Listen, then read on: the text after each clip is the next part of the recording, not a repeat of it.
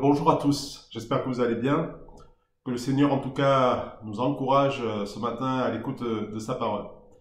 Alors, dans les jours précédents, nous avons vu dans les versets 1 à 4 du chapitre 10 de l'Épître aux Hébreux que la loi possédait une ombre des biens à venir, mais qu'elle ne pouvait purifier la conscience.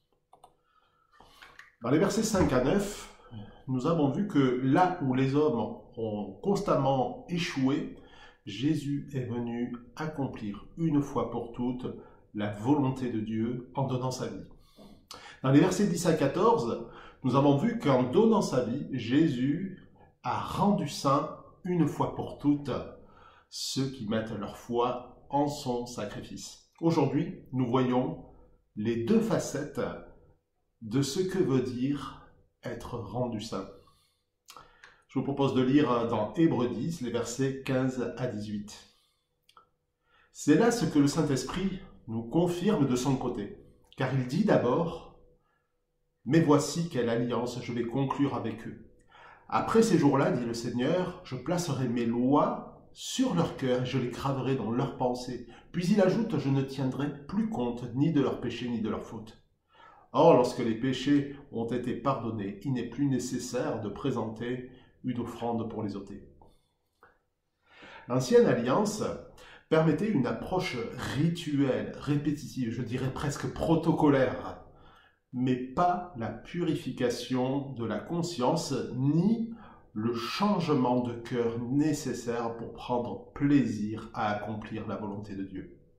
Le texte que nous lisons aujourd'hui rappelle que par la bouche du prophète Jérémie, bien des années avant, le Saint-Esprit attestait déjà que Dieu allait remédier à cette triste réalité. Il allait conclure une nouvelle alliance fondée sur de meilleures promesses et parmi elles, la transformation du cœur, verset 15. Et chers amis, il ne pouvait en être autrement. Pourquoi? Parce que notre cœur est mort. Il est incapable de prendre plaisir en Dieu et il est rebelle à sa volonté. La solution à cette mort spirituelle, ce n'est pas de l'entretenir artificiellement dans l'espoir qu'il guérira un jour. Les joies éphémères de ce monde lui donnent un temps l'illusion qu'il vit. On se dit, lorsque j'aurai ceci ou cela, je pourrai alors vraiment m'occuper de Dieu. Mais chaque jour va décevoir nos illusions. Pour que notre joie soit complète et durable, il faut une opération radicale, un remplacement, une transplantation cardiaque que seul Dieu peut opérer.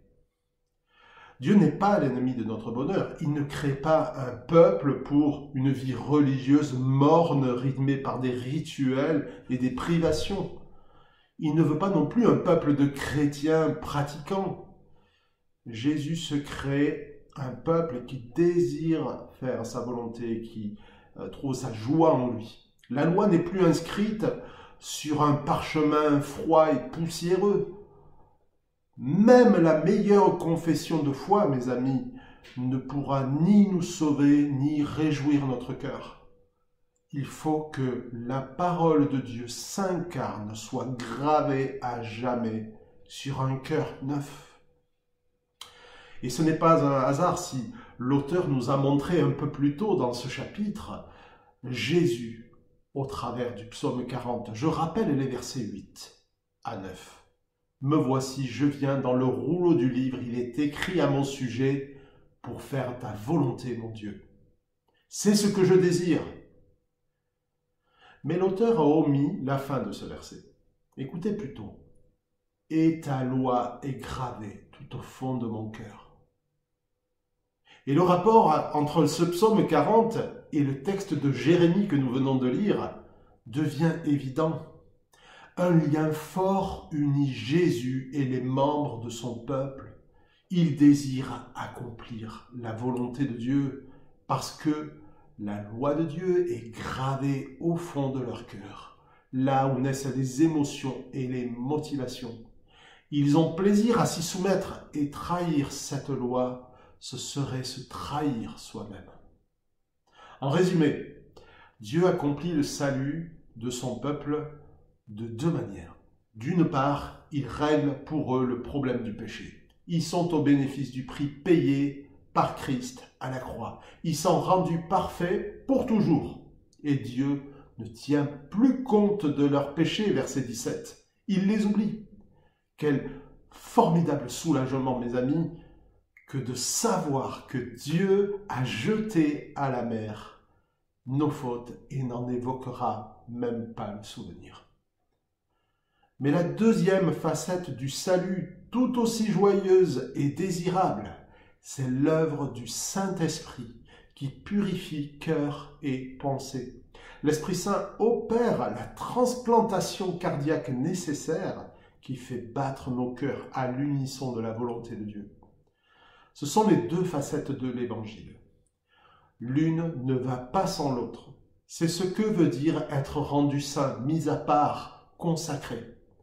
C'est ce que veut dire marcher à la suite de Christ et être transformé à sa ressemblance. Alors une question, prenez-vous plaisir à vous soumettre à la volonté de Dieu? Vous pouvez faire pause et réfléchir à cette question.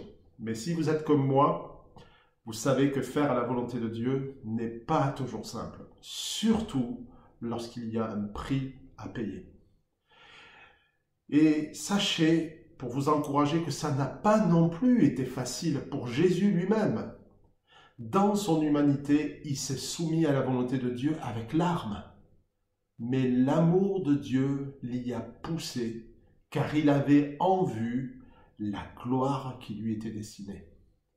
La foi qui sauve, mes amis, et qui plaît à Dieu, et nous l'aborderons au chapitre 11, c'est de croire que Dieu rémunère ceux qui le cherchent ainsi.